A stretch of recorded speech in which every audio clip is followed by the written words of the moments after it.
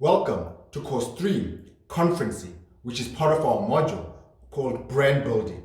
And on this particular video training, it's all about networking. How do you go about networking and establishing your brand when you are at various industry events and conferences and seminars and so forth? And so we're going to break down simple but very effective strategies that you can utilize in positioning and building your brand to becoming a strong, recognizable, and reputable brand within the industry as a professional. And so if you are attending a conference, a seminar, an industry workshop where other industry professionals and leaders and colleagues are going to be present, one of the things that are very, very important for you to take note of is the program that has been distributed to all delegates that will be in attendance. When you look at the program, it's very important you identify in advance topics of interest that you are more likely to attend. And if you're seeing that some of the topics are clashing with, in terms of time, make sure that you've got a scheduler. So in terms of a 3-day conference or a 2-day conference, and there's simultaneous times for a particular topic taking place at the same time, choose the one that is most relevant for you. And if you both of them are very interesting for you to want to attend, then ensure that on the one that you cannot attend, there's a colleague of yours that or a friend that you are able to then communicate with. You say, okay, you will attend this one, they will attend the other one. However, once you have your program and you are highlighting specific lectures that you want to be attending or participating in, make sure, very, very important, that you are researching the topics that will be discussed or that particular topic itself, that you are researching what information you know about it, what new information that you would actually want to know. And so one of the things that you then do in those particular lectures is participate in lectures by asking questions and sharing your own viewpoints. Remember, you would have already prepared in terms of the type of content that you would also want to be asking. And so participate in the discussion point. Don't be those people that just attend conferences and just sit at the back or sit wherever they're sitting and just consume a lot of information, even though you are engaged in terms of listening in. Participate, ask questions, and share your own viewpoints or your experiences pertaining to the subject matter. And don't be afraid to think that you're young and inexperienced, for example, and the question that you might ask might be deemed to be an insignificant or stupid question. There is no such a thing as a stupid question. And so participate and ask that question that is coming in your mind when you're unclear or uncertain about that which the lecturer is talking about. And then, most importantly, give context to viewpoints or provide insight to ideas that the speaker didn't cover, because part of your preparation, you would then be having an opportunity to see, okay, this is what I know, but this is what I would like to know. Or is there any other thing that is interesting that the lecturer or the speaker is touching points on that you would have hoped that he or she is going to provide more detail on? And so if that does not happen, use that opportunity to start asking those questions or ask for more clarity and just engage further in what your interpretation of what they are saying. Here's the thing. When you're doing that, there will be audience members that are like, why is this person asking too many questions? And so one of the things that used to work for us personally was that we would identify a question right in the middle of discussion points. When they going on for like 15 minutes and it's just going on and on and on and on and on and on, to help the speaker break in terms of you've been going too long and a lot of people could actually be losing you, I would ask a question right at that particular point in time, 15-20 minutes into the presentation. And it also gives the speaker that confidence that that which they are talking about, someone is engaged with it. Halfway through the conversation, other people then get the liberty to start asking questions or participating in the topic of discussion. Don't be the first person when that happens. Be the second or third person. And you doing so so that the engagement process of whatever discussion point is taking place gets to be expanded on. And at the end, ask another question. So for me, it was always having 2 to 3 questions on a particular topic of interest that I'm engaged in order to have that discussion taking place between myself and the speaker. But also, I then know that the stupid question that I'm doubting to ask or that I am asking, there are other audience members that are thinking the same thing. Or because I'm asking it, they start thinking about that particular question as well and also then want the answer. And that's one of the things that I used to do, whether I'm attending a CPD lecture or a conference. That's one of the things that I was always doing. And it starts getting me the opportunity to be noticed by the speakers.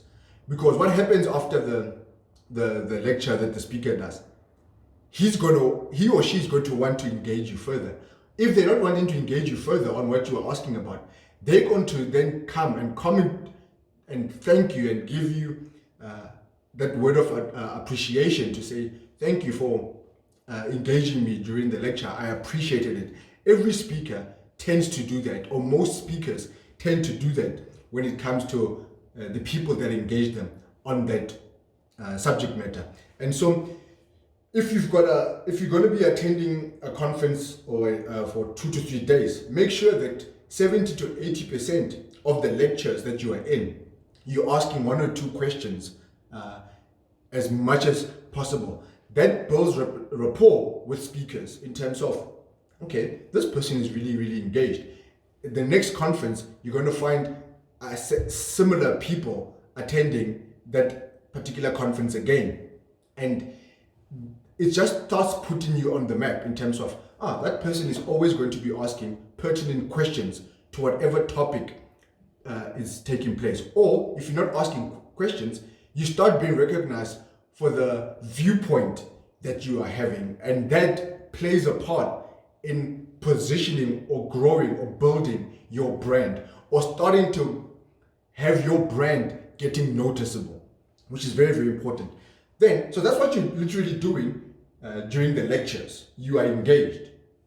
And next thing then becomes what happens during breaks, when there are breaks. For me personally, when it comes to conferencing, I would always arrive 30 minutes to an hour before the registration time, simply because I want to be comfortable with the different lecture rooms. I want to be comfortable with the environment. I want to be the one that welcomes people when they come and arrive at the time that they register.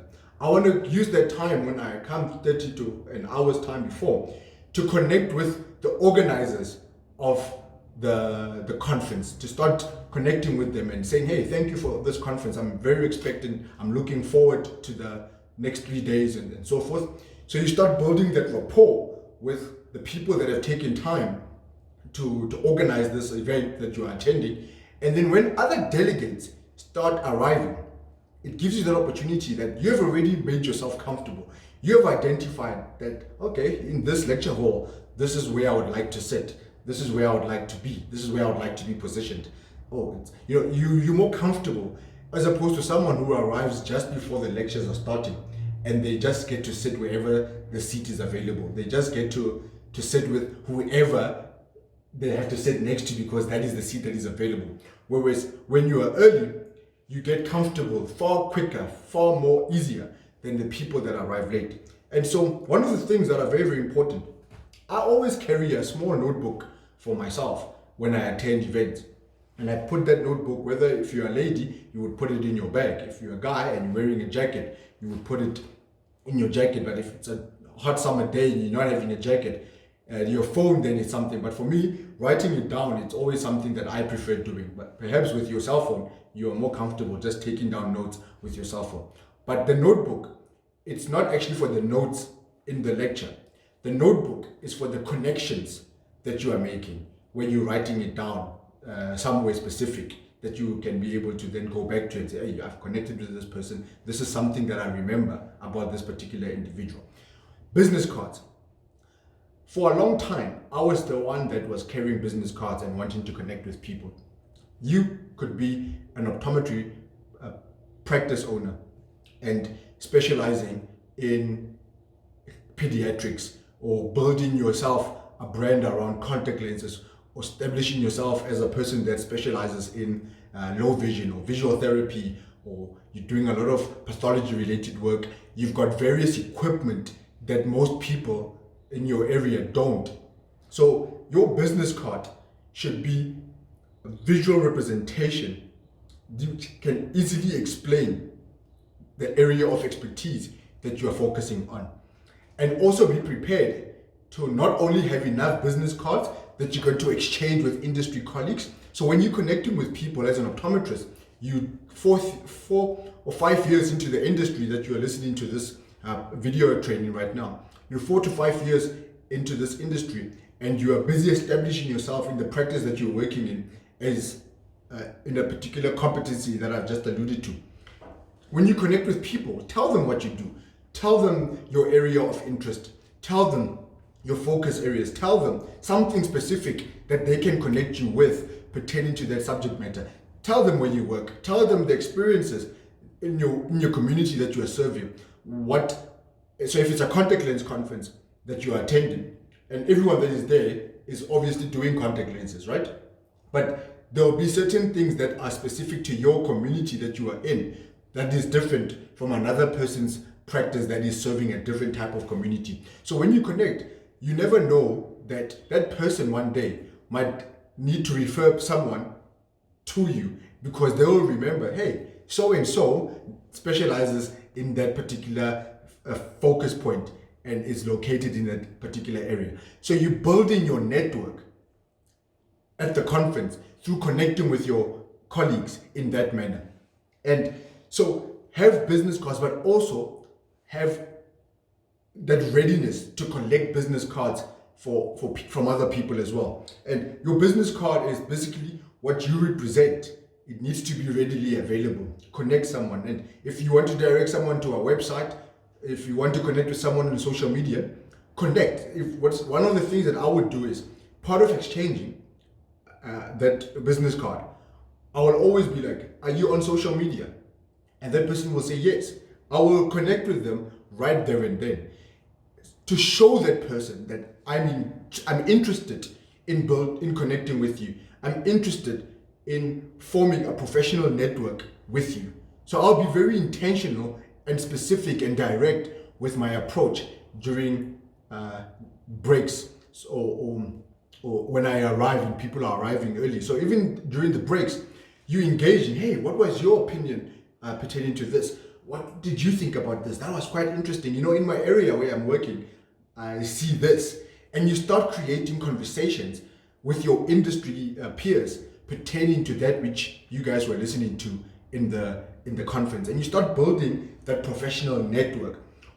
A lot of optometrists, what they do, they tend to just go and connect with their friends that they have not seen in the last 3 to 5 years. And they spend 3 days there as time away from the practice to be just enjoying this new information and that they're learning, right?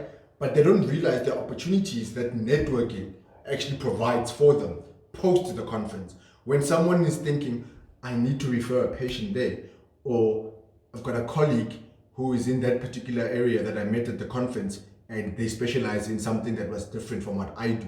So you are able to have that network for yourself. And it's part of your brand building. Think about it this way. Why is it that certain people are known for various expertise and others are not? It does not mean that those people that are well known for pediatrics, contact lenses, and so forth are the only experts in that particular field. But they mostly are from a generation that their work spoke for themselves. And at the time that they were building or increasing their competency skills in that particular area, there weren't a lot of people that were doing that. But as a young person who's trying to establish themselves in a particular field of optometry, in a particular competency of optometry or the industry, those people are still in the industry. Those people are still seen in the industry as experts in a particular field, right? So you want to come in and build a network with that can showcase that, wait a minute, you also provide those services. You also have those expertise that those industry recognizable leaders have already built for themselves over years. So you are coming in now as someone who says, hey, I also do contact lenses. I also do therapeutics. I'm into pediatric optometry. I'm into low vision.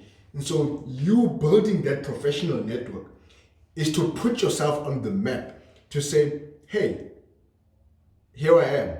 And when people connect with you on your social media, remember we talked about social media. When people now connect with you on your social media, on your LinkedIn profile, on your Facebook, on your Instagram, they get to discover that, wait a minute, this person really is doing that which they said they do. They've got a YouTube channel with a lot of content. They've got this. It positions you as a potential expert in that particular field. So that's what I used to do. When I connect with people and I tell them what I do, and I'll get them to connect on social media with me, or I give them my profile, and I will have a profile that I can immediately send to them. When they look me up, they're going to find the work that I do.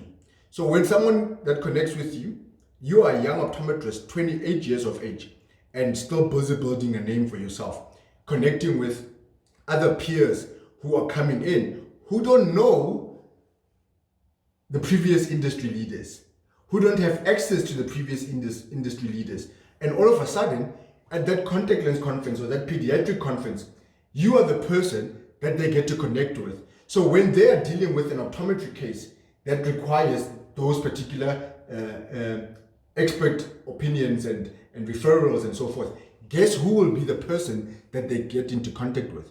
Guess who will be the person that they refer to? It will be you, the young optometrist that is busy establishing themselves.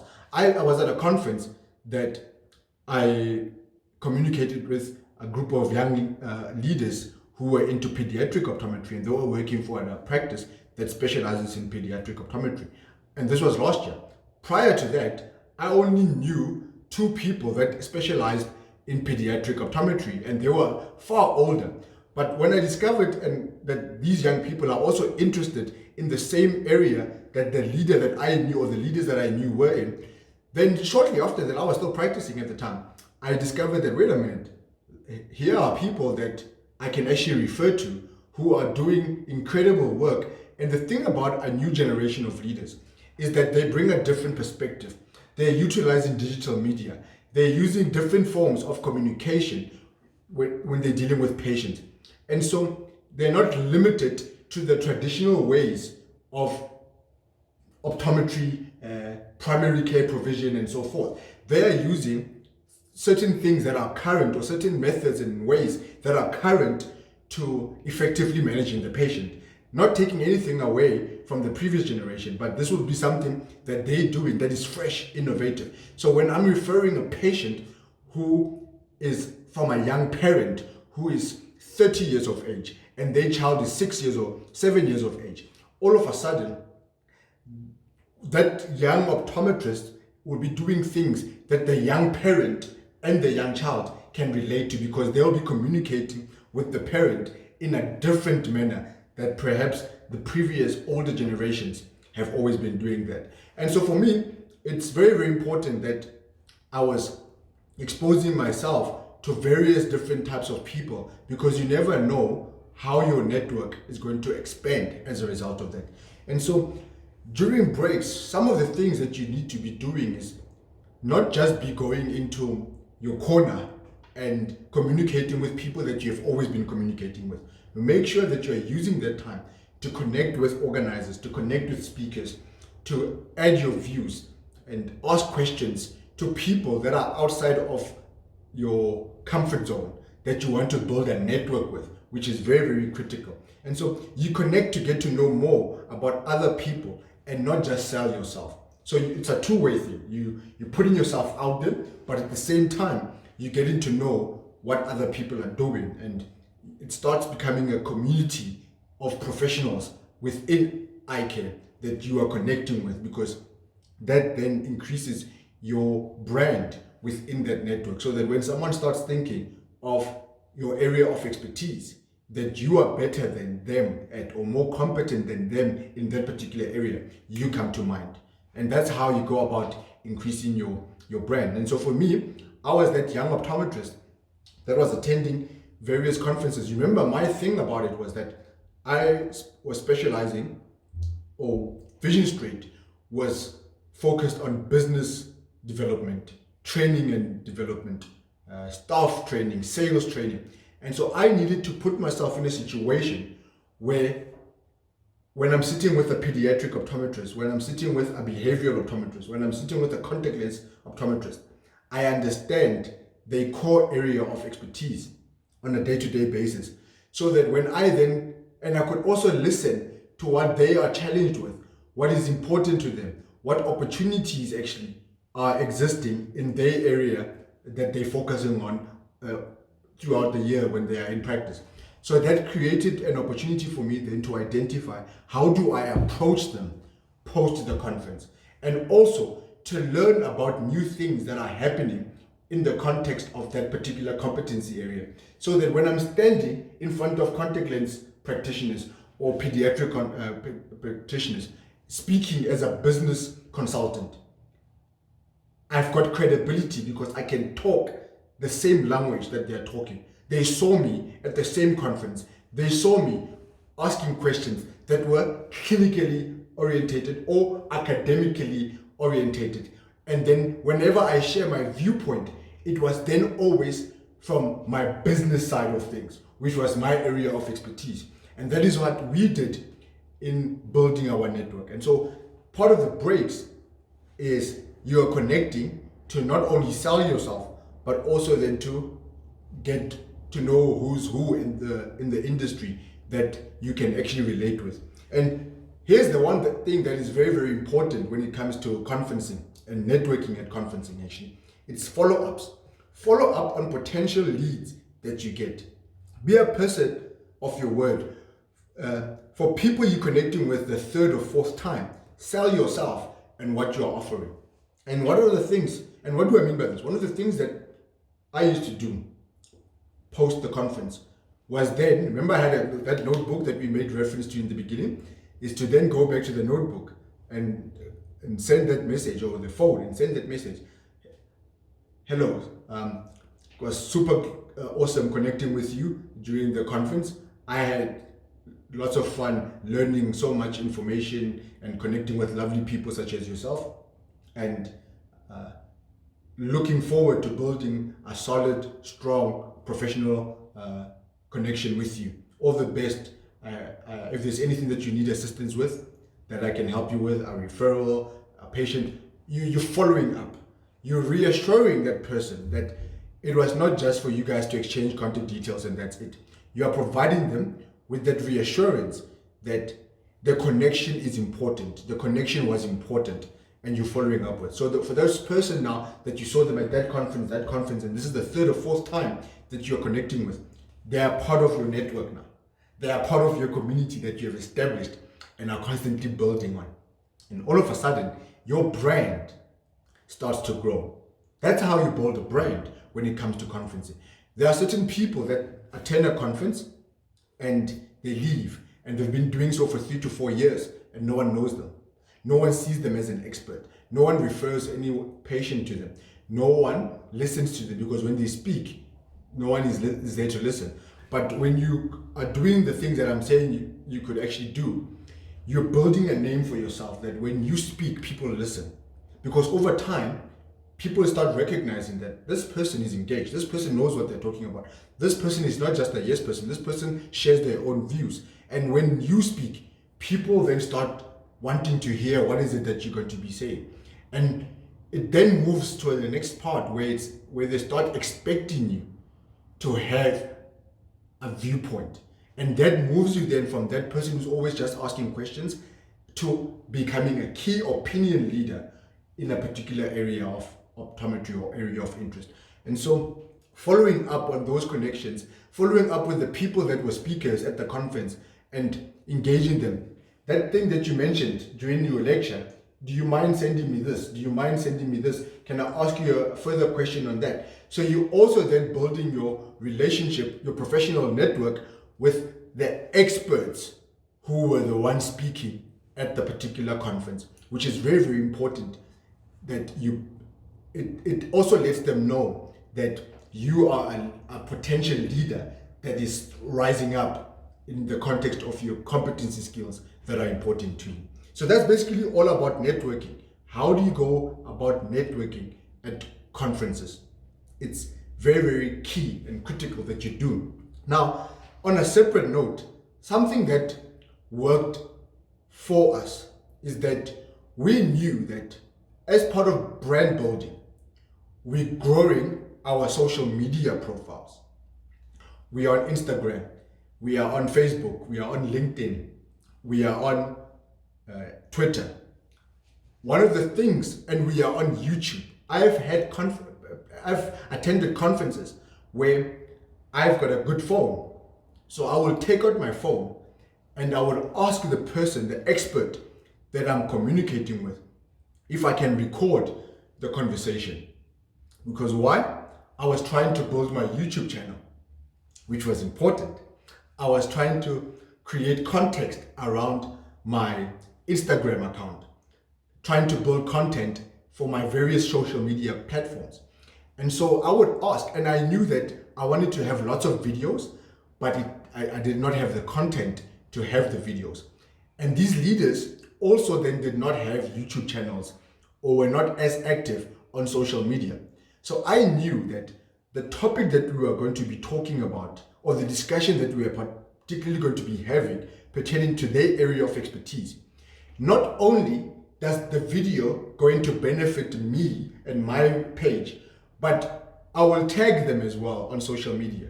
And they can then, or I will send them the video, and they too can be able to utilize the video on their social media platforms. So it was a value-added solution for both parties.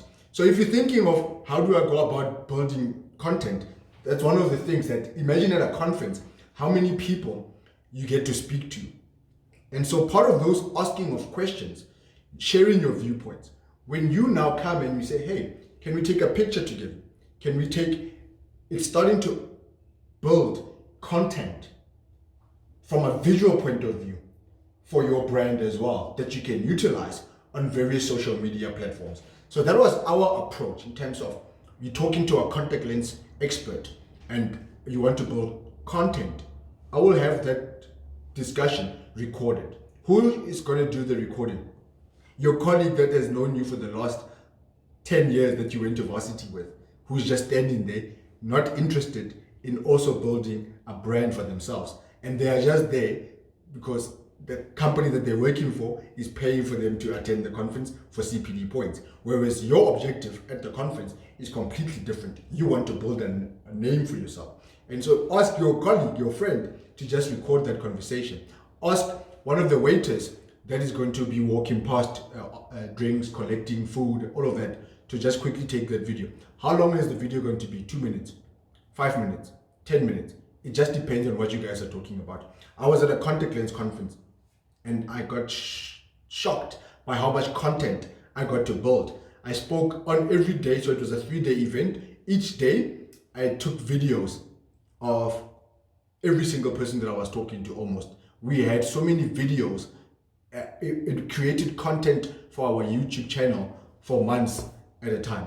And it was very good quality content. And the more I shared that content online, the YouTube channel increased because people in the industry were looking at what that person was saying. So it elevated my brand, but it also exposed the leader who I was talking to a broader platform as well. And so that's how you go about utilizing networking at conferences. It's not just about you sitting in the lectures, but it's also what can you build, what can you create, what can you take away from the conference, post the information that you need, post the CPD points that you have collected. It's building that network of industry professionals around yourself so that you then know that, okay, there's a possibility for people to refer to me. There's a possibility for people, industry leaders, to also then mentor me, groom me, advise me, guide me in various components of my journey as a young professional within the industry. And that's very, very important for you to be able to do. And you'll see yourself increasing your brand tremendously as a result of these tips that I'm sharing for you.